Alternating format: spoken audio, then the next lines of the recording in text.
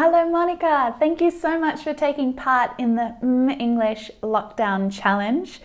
I was super impressed with your recording and I can tell that you've been working on your English pronunciation for a long time. Your hard work is definitely paying off. Super impressive. There are a few things that I want to highlight for you that you can really use to improve your pronunciation even more. I would say that there are tweaks. Your pronunciation generally is pretty exceptional, but these are sort of higher level tweaks to start paying attention to some of the stress patterns and pronunciation patterns that are different between Italian and English. So I hope that you find this recording really useful. For any of the Italians watching, or for any other English students watching, Monica's pronunciation of health workers was exceptional. It was one of the stickiest, trickiest words in the recording that we all made together. And Monica's version of health workers is excellent. That tongue popping out through the teeth is exactly what I want to see in all of your videos. So well done on that one. There was one line where it slipped Monica, that TH sound, without thousands of planes flying. Without thousands, without thousands, without thousands. All right, so we've got this unvoiced TH sound. It's very tricky. And especially when you've got a couple of them closely together like that in a sentence. But I would just practice that, getting comfortable and getting familiar with that repetition. Without thousands, without thousands, without thousands of planes flying, without thousands of planes flying. There are three main recommendations that I've got to help you improve and help your pronunciation be clearer. The first one is a general comment about syllable stress. Between Italian and English, there are a lot of sort of similar, familiar words, which is very, very helpful in some ways, but in terms of pronunciation, it can be a bit of a challenge because the stress patterns in those words are usually different. I've got a video all about syllable stress actually that might be useful for you to take a look at, particularly in how to recognize and identify stress in the phonemic script in English. So, and recognizing how it's different from Italian words.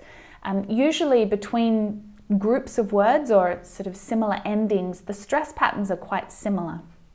The one word that popped up during your recording, Monica, was prioritize. Prioritize. So the stress there is on the second syllable. Prioritize. So and in your pronunciation, the stress was towards the end of the word, which is a little different. I want to talk about the pronunciation of, and sometimes the silent letter H. Now it's really, really tricky to know when to pronounce and when not to pronounce the letter H because it pops up all of the time.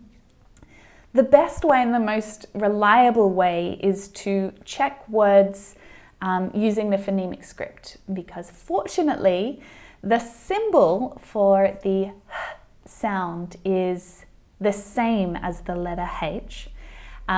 Which makes it easy because there are a lot of sort of crazy other symbols in the phonemic script that you may not know.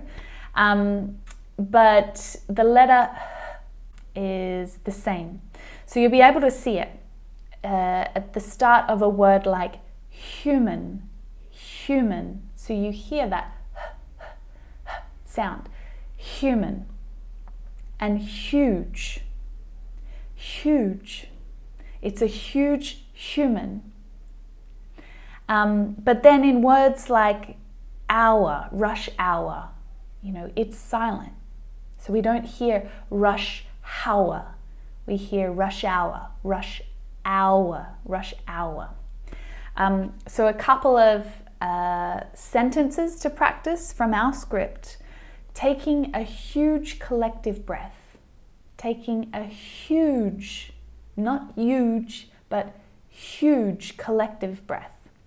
And no rush hour commute. No rush hour commute, where the H is silent. Lastly, something that is a really tricky habit to break, but something that's really important at your level, Monica, is to focus on the pronunciation of s and z at the end of words. Sometimes throughout the script, you were dropping that sound, which means it's especially important with this sound because nouns that are plural, we can't hear that they're plural. And when you're using verbs with the third person singular, like he, she, and it, then it sounds like you're not using grammatically correct English because you're not using the correct verb with the subject. So this is a really specific problem to try and to fix. I would really recommend for you to take another listen to your own recording, maybe taking a look at the transcript for the challenge and sort of trying to pick out the sections where you've skipped that final plural sound or that s or z at the end. Some examples are, even in lockdown, we're finding ways to be social. Ways to be social. We're finding ways to be social. There's a video that I think would really help you to just practice and also to recognize the significance of this little pronunciation mistake up here. Often it's not that you're grammatically incorrect. Maybe in your head you know exactly how to write this, but it's the pronunciation that's letting you down. Some local restaurants are offering free meals to medical staff. Some local restaurants are offering free meals to medical staff. Without thousands of planes flying and millions of cars on the road. So here, when you have thousands of, millions of, it's very common, in naturally spoken English to link these words together because thousands and millions ends in a consonant sound. It's followed by a word that starts in a vowel. And when that happens, we often push these words together. So it's instead of thousands of or millions of, thousands of, millions of.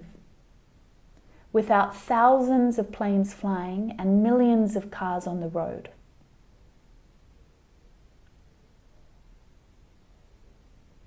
Awesome.